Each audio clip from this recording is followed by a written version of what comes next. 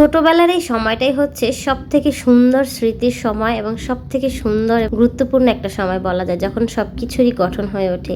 আর বড় হলেই কিন্তু ধীরে ধীরে আপনার কাঁধে দায়িত্ব চলে আসবে, আপনার টেনশন বাড়বে আর আপনিও ব্যস্ত হয়ে পড়বেন। হ্যালো এভরিওয়ান, আসসালামু আলাইকুম। সবাই কেমন আছেন? সকাল সকাল ঘুম থেকে উঠেই দেখি সবাই কিন্তু কাজকর্ম শুরু করে দিয়েছে, এই যে ধান উঠাচ্ছে। আর এই দিকেতে এসে দেখি বাচ্চারাও কিন্তু খেলাধুলা শুরু করে দিচ্ছে।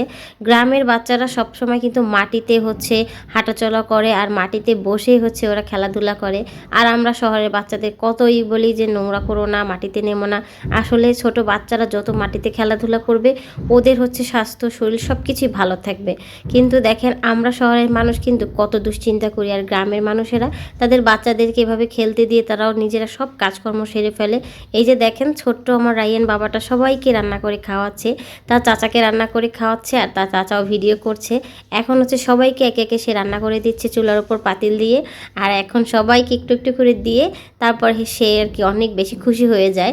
তো সে সবসময় এভাবে হাঁড়ি পাতিল নিয়ে খেলাধুলা করে, আর ওর মাও কিন্তু বেশ এই সময়টাতে অনেক কাজ করে এগিয়ে যায়। আসলে এমনই, আর আমরা শহরের বাচ্চাদেরকে কতই না সেফে রাখি, তারপরও দেখেন অসুখ বিসুখ কত কিছু। আর এই বাচ্চাগুলো দেখেন মাটিতে গড়াগড়ি করে সারাদিন বড় হয়, তারপরে কিন্তু তারা অনেক বেশি স্ট্রং এবং তারা অনেক বুদ্ধিমানও হয়। তো যাই হোক, এই যে আমার বাবাটা কিছু সুন্দরভাবে রান্নাবান্না করে সবাইকে খাওয়ালো, সবাইও এনজয় করলো। আর আমিও দেখে খুব বেশি মজা পাচ্ছিলাম, আমার ছোটোবেলার স্মৃতির কথাগুলো মনে পড়ে যাচ্ছিল। আমরাও ছোটোবেলায় এভাবে খেলাধুলা করেছি। আর পাশে হচ্ছে আমার শাশুড়ি মা আজকে ধান সেদ্ধ করে রাত্রে, তারপর সকালবেলা হচ্ছে রোদ দিছে। তো রোদ দেওয়ার পরে হচ্ছে এই দেখেন পাখিগুলো এসে পড়ছে, হাঁস মুরগি সব কিছু তো আছে, মানে বেশ অনেক প্রজাতিরই পাখি আসছিল, শালিক আরও কী কী প্রজাতি আমি নাম অনেকটা ভুলে গেছি জানি না।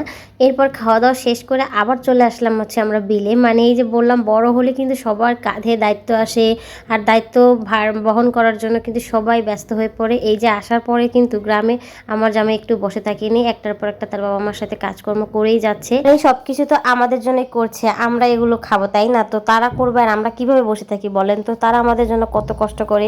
এই যে বাদাম লাগাতে আসছে, এই বাদাম হলে আবার আমরাই খাবো তাই না?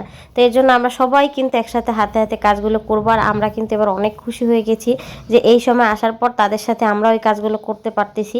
তো আমি এদিকে বাদাম লাগাচ্ছি, এইদিকে লম্বা লম্বা করে আর কি দাগ টেনে দিয়েছি, এর মাঝখানে বাদামগুলো দিয়ে যাচ্ছি। তো অনেক দিন পরে যেহেতু এই কাজটা করা একটু ভালো লাগছিল, তো অনেক দিন পরে স্মৃতিগুলো মনে পড়ে গেল। কারণ আমার নানা বাড়ি থাকতে আমরা সবাই মিলে এভাবে কাজ করতাম, ভাই বোনেরা মিলে। তো এখন শ্বশুর বাড়িতে এসেও করছি, আর এর আগে কিন্তু কখনো এরকম করা হয় না। এই সিজন আমরা দেশেই আসতাম না, তো কিভাবে করব।